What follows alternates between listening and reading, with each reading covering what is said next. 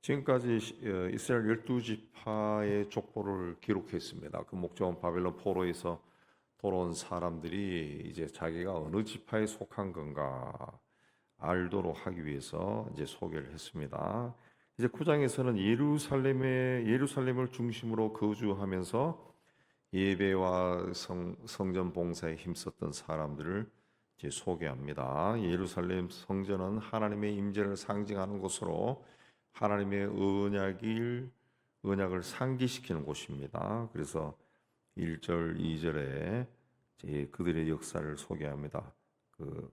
유다가 범죄한 말미암아 바벨론으로 사로잡혀 갔더니 하면서, 그리고 그들의 땅 안에 있는 성읍에 처음으로 거주한 이스라엘 사람들, 포로 생활에 돌아온 후에 예루살렘에 거주하면서 성전 재건에 공헌한 지파가 이제 유다 지파와 베냐민 지파다, 그렇게 소개를 합니다.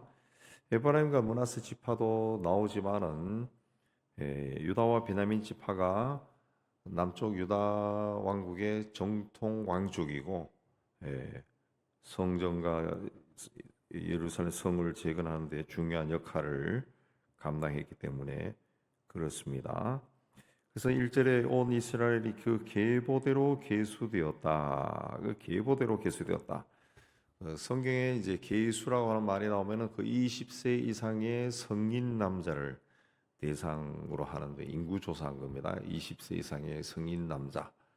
그러니까 여기에 곱하기 한 3, 4를 하면은 이제 인구가 나오는 겁니다. 남자만 성인 남자입니다. 이 사람들이 이제 군대에 나가고 그다음에 역군으로 동원되는 사람들입니다. 그리고 2절에 보면은 처음 거주한 사람들은 제사장과 레위 사람과 느디님 사람들이다. 느디님 사람들이라고 하는 것은 성전에서 봉사한 사람들이라는 그런 뜻입니다. 주로 이방인들로 유대인으로 귀화한 사람들을 느디님 사람들이다, 그렇게 이야기합니다. 그렇게 해서 이제 유다 자손과 3절 베냐민, 에브라임, 므낫세 자손 중에 예루살렘에 거주한 자는 하면서 쭉 나옵니다. 그러면서 이제 10절부터는 제사장들에 대해서 나옵니다. 귀환한 제사장들이 그 13절에 보면은 1760명이다 그랬습니다. 제사장이 제일 먼저 나오는 것은 이 사람들이 성전을 재건하고 하나님께 드리는 예배 제도를 회복해서 이제 하나님 앞에 하나님의 백성으로 서도록 하는 일에 제일 중요한 일을 감당해야 되기 때문에 제사장 가문 사람들의 이름이 등장합니다. 그 제사장들이 포로에서 제일 먼저 돌아왔다. 그 1760명, 적지 않은 숫자가 돌아왔다라고 하는 것은 하나님 앞에 그 1절에 유다가 범죄함으로 말미암아 하나님 앞에 범죄해서 바벨론의 포로로 잡혀갔던 사람들이 돌아와서 제일 먼저 해야 되는 일이 신앙을 회복하는 일이다라는 것을 말하는 겁니다. 자, 이 사람들을 13절에 보면은 하나님의 성전의 임무를 수행할 힘 있는 자다. 힘 있는 자라고 하는 것은 능력 있고 책임을 질 줄 아는 사람이다, 그런 뜻입니다. 능력 있고 이 일할 마음이 있고 또 거기에 대해서 책임을 질 수 있는 사람이다. 이런 사람이 1760명이다. 아무나 하나님 일을 하는 것이 아니라 그 일을 할 수 있고 또 자기가 하는 일에 책임을 질 줄 아는 사람. 교회에서 이제 직분을 맡은 사람도 그렇습니다. 자기가 맡은 직분이 감당할 수 있고 또 책임을 질 줄, 중요한 것은 책임을 질 줄 알아야 되는 겁니다. 책임을 질 줄 아는 사람들이다. 14절 이하에서는 이제 레위인들, 귀환한 레위인들을 이야기합니다.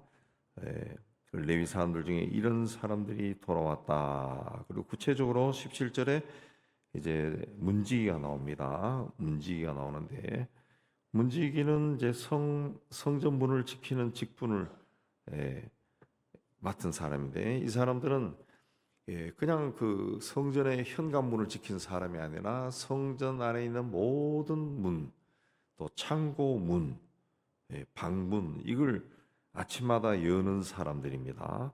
어떻게 보면 평범하게 보일 수도 있는 일이지만은 하나님은 이 일을 구별된 사람을 시켰어요. 구별된 사람을 시켰습니다. 그래서 22절에 보면은 택함을 입어 문지기 된 자다 그랬습니다.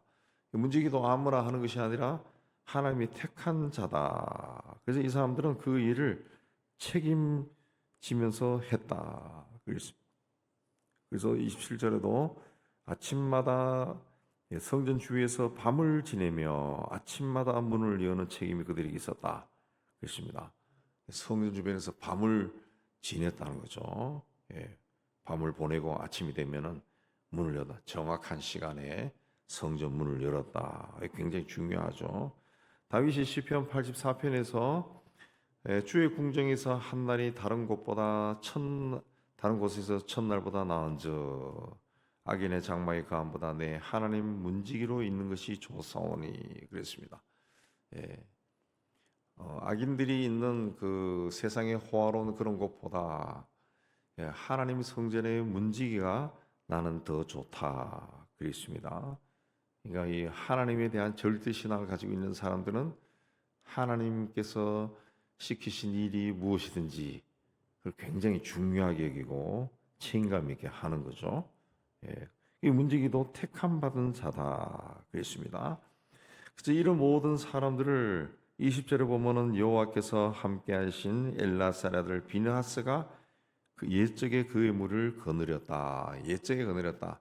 포로로 잡혀가기 전에 비나스가 이 일을 주관했다. 비나스는 엘라살의 아들인데 엘라살은 아론의 아들입니다.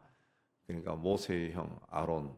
근데 아론의 손자 비나스가 문지기들 거느리면서 그 일을 했다. 비나스는 과거에 광야 생활을 할 때 모압 여인들과 음행하고 우상을 섬기는 이 일을 저질러서 하나님의 진노를 샀을 때 비나스가 음행하는 이스라엘 남자와 모압 여인을 창으로 찔러 죽였습니다. 그래서 그 일을 보고 하나님이 그 후손에게 영원한 제사장 직분을 주셨어요. 그래서 비나스가 아버지 엘라살이 대제사장직으로 재직하고 있을 때 성전에서 문지기들을 총괄하는 직분을 받은 사람이 되었다 그랬습니다. 그래서 그걸 이제 비나스를 표현할 때 여호와께서 함께하신 엘라살의 아들 비나스다 그랬습니다. 여호와께서 함께하신이란 표현이 구약 성경에 종종 나오는데 여호와께서 함께하셨다라고 하는 뜻은 하나님의 마음을 가진 자라는 뜻입니다. 하나님과 똑같은 마음을 가졌다는 거죠. 그냥 그 우상을 섬기고 음행하는 자들을 창으로 찔러 죽였어요. 그런 사람을 하나님께서 함께하신 자, 하나님의 마음을 가진 자 그랬어요. 하나님은 질투하는 하나님이시다. 하나님이 택한 백성인데 하나님의 택한 백성이 하나님 아닌 다른 것을 쫓아갈 때 하나님은 질투한다. 굉장히 싫어한다는 거죠. 굉장히 싫어한다. 단순히 질투가 아니라 굉장히 싫어한다. 그걸 이제 비느하스가 그런 마음을 가지고 있었다는 거죠. 그러면 비느하스 굉장히 싫어했다는 거죠. 그 사람에게 성전 문지기 일을 맡겼다 그랬습니다. 26절에 문지기의 우두머리 된 레위 사람 넷이 중요한 직분을 맡아 하나님의 성전 모든 밖과 공간을 지켰다. 또 27절에 그들은 하나님의 성전을 맡은 직분이 있으므로 성전 주변에서 밤을 지내고 아침마다 문을 열었다 그랬습니다. 아침마다 문을 여는 것도 책임감이 있어야 감당할 수 있는 겁니다. 근데 이거를 문지기 우두머리 된 레위 사람 4명이 맡았다 그랬죠. 근데 그걸 26절에 중요한 직분이다. 중요한 직분. 굉장히 중요한. 성전에 문을 열어놓지 않으면은 사람이 들어오지를 못하는 거죠. 들어오지 못하. 저희 교회도 저녁 9시까지 문을 열어놓는데 그러니까 이제 동네 사람들이 왔다 갔다 하면서 많이 드나드는 것 같아요. 많이 드나드는 것 같아요. 근데 그 9시 전에 아마 들어와서 하다가 나중에 저쪽에 나가는 문이 안 열리니까 여기 중간에 있는 밑에 문을 따고 나가는 사람들이 있던데 저기 그 안내서에 다그 붙여놨는데 그걸 안 읽는가 봐요. 여기 중간에 문 따면은 안 됩니다. 그러면은 도둑이 들 수 있어요. 과거에 몇 번 도둑이 들어가지고 저기 예, 키보드도 훔쳐가는 그런 일도 있었어요. 그냥 이쪽 따지 말고 저 들어오던 곳으로 나가면은 옆 가까이 가면 불이 켜져요. 자동으로. 그 옆에 버튼이 있습니다. 그거 누르면은 문이 열려요. 문 열려요. 근데 그렇게 적어놨는데도 그걸 안 보는 거야. 밖에서도 적어놨거든. 밖에도 적어놓고 안에도 적어놨어요. 여기를 누르세요 해놨는데 잘 누르라고 그 옆에 사람이 가까이 가면은 사람을 인지해서 불이 자동으로 켜져요. 켜져요. 이게 굉장히 중요하다. 그래서 문을 열어놓는 것이 굉장히 중요하다. 그랬습니다. 굉장히 중요하죠. 문을 열어놨을 때 누가 들어올지도 알 수 없는 거지만 뭐 이 시대는 다 하나님 앞에 예배하러 오는 사람들이 올라왔겠죠. 이렇게 성전을 위해서 맡은 사람들은 그 일들이 있었다. 그랬습니다. 네, 일들을 맡았다. 그랬습니다.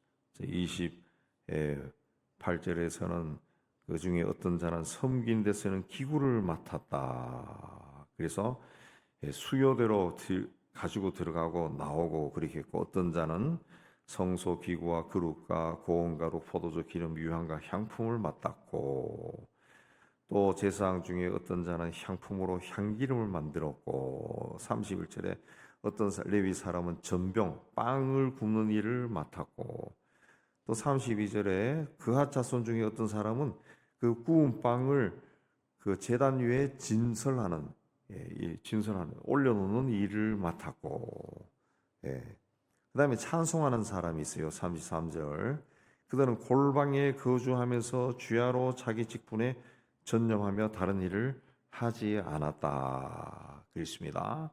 요물에 하면은 찬양대인데 찬양하는 사람들은 골방에 거주하면서 다른 일은 전혀 하지 않았다. 하나님을 찬양하는 일만 했다. 그렇습니다. 그러니까 하나님을 찬양하는 것이 얼마나 중요한 것인가라는 것을 말하는 거죠. 말하는 거죠. 예. 다 이 직분들이 중요하다는 거예요. 이게 다 중요하다는 겁니다. 이렇게 귀하는 사람들이 누구라 그랬어요? 13절에 하나님의 성전의 임무를 수행할 힘 있는 자다. 힘 있는 자다. 힘 있는 자. 그 할 수 있는 능력이 있고 책임을 가진 사람들. 능력이야 뭐 많은 사람이 가질 수 있지만은 책임은 다 가지지 않습니다. 책임은 뭘 청소하라 그래도 대충 하는 사람도 있고 뭘 정리하라 그래도 대충 그렇게 하는 사람도 있고 일할 때도 그래. 일할 때도 그리고 과거에 우리와 같이 일하던 사람 중에도 뭐 우리 초기에는 이제 교회 일이 많았는데 이 사다리에 올라가서 뭐 전등을 갈고 그렇게 할 때도 보면은 어떤 사람은 막 힘을 다해가지고 사다리를 붙잡고 있는데 어떤 사람은 손만 이렇게 갖다 놓는 사람이 있더라. 그래서 제가 그때도 그 전도사 보면서 저 녀석 뭐 저런 애가 있나 그렇게 생각한 적이 있어요. 신용만 하는 사람도 있다고. 그러면 안 된다는 거죠. 책임감을 가지고 있어야 돼. 35절부터 44절까지는 사울의 족보가 다시 나옵니다. 이건 이제 10장에 이제 사울의 죽음이 나와요. 그 이제 사울 왕가에 대한 이제 마지막 도입부 역할을 하는 겁니다. 그렇게 해서 이제 10장에서 이제 사울 왕가가 이제 끝나고 다윗이 이제 등장하는 겁니다. 그러니까 다윗 역대상이 이제 지금까지 족보가 쫙 나온 거는 이제 이스라엘이 이제 출입해서 가나안 땅에 정착했다가 범죄함으로 인해서 바벨론 포로로 잡혀갔다가 다시 돌아오잖아요. 다시 돌아와서 이제 다시 나라가 재건되기 시작했다. 이게 유다 지파와 베냐민 지파, 다윗 왕가가 다시 재건되기 시작했다. 이걸 이제 11장부터 말하기 위해서 1장부터 족보가 계속 나온 겁니다. 족보가. 그래서 족보가 사울의 죽음으로 끝나요. 끝나고 11장부터 이제 다윗의 가문이 이제 등장해서 다윗이 우리 조상의 땅에서 어떻게 왕국을 세웠느냐 쭉 나옵니다. 나오면서 우리도 다시 이런 왕국을 회복해야 된다.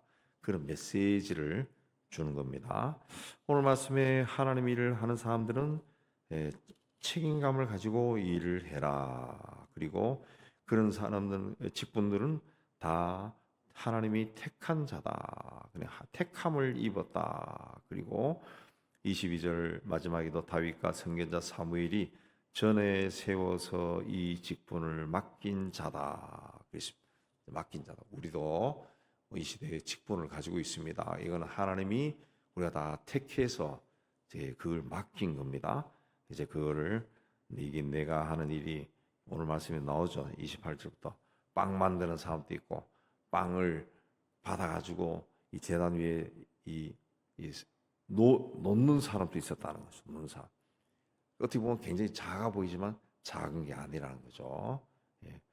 그 하나님이 주신 것은 다 귀하다라는 것을 받아들이고 책임감 있게 잘 감당해서 여호와께서 함께하신 일라살의 아들 비나스, 여호와께서 함께하신 누구 이 말을 듣는 여러분 되시기를 주님의 이름으로 축복합니다.